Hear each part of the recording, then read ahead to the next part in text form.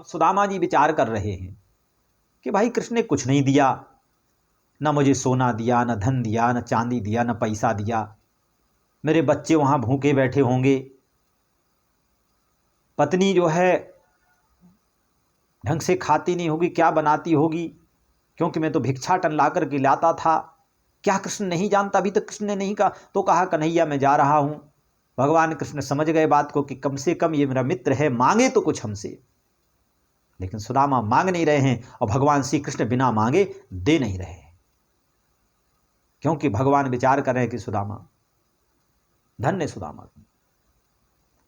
अरे तुम्हारे बच्चे भूखे बैठे रहते थे, लेकिन आज तक तुमने कभी याचना नहीं की कन्हैया से। वस्त्र तुम्हारे ऊपर पहनने के लिए नहीं थे, क्योंकि धोती फटी दुपट्टी ये लटी सी, धोती फटी फटी पहन करके आए थे। लेकिन सुदामा ने भगवान कृष्ण से याचना नहीं की, मांगे नहीं, वही धोती को लपेट करके और भगवान श्री कृष्ण के पास आ गए थे। सुदामा जी का भाव देख करके कहा, सुदामा तुम्हारा पुत्र, तुम्हारे बच्चे भूखे पड़े रहे, लेकिन तुमने कभी याचना नहीं की। मेरी भाभी जो है फटे पुराने कपड़े वस्त्र पहनती रही, लेकिन सुदामा तुमने कभी हमसे कुछ मांगा नहीं। मन में सोच रहे कि अब भी मांग लो, लेकिन फिर भी सुदामा मांगने, धन्य है वो ब्राह्मण, धन्य है वो ब्राह्मण प्रवृत्ति पर चलने वाला। ऐसे सुदामा ब्राह्मण अगर बन जाए तो ये पूरा भारत सुधर जाए। लेकिन मांग नहीं रहे, धन्य है सुदामा।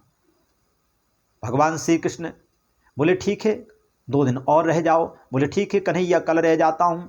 1 दिन और रह गए, बोले अब तो कुछ दोगे, मन में सोच रहे हैं। लेकिन नहीं, कहा लड्डू खाओ, पेड़ा खाओ। कहा बहुत खा लिया कन्हैया, अब तो मैं घर जा रहा हूं, बड़ी याद आ रही है बच्चों की। भगवान श्री कृष्ण ने कहा ठीक है जाइए। अब भगवान श्री कृष्ण ने जब कहा जाइए तो जाने की तैयारी करने लगे। भगवान श्री कृष्ण जाने के लिए बोले सुदामा जी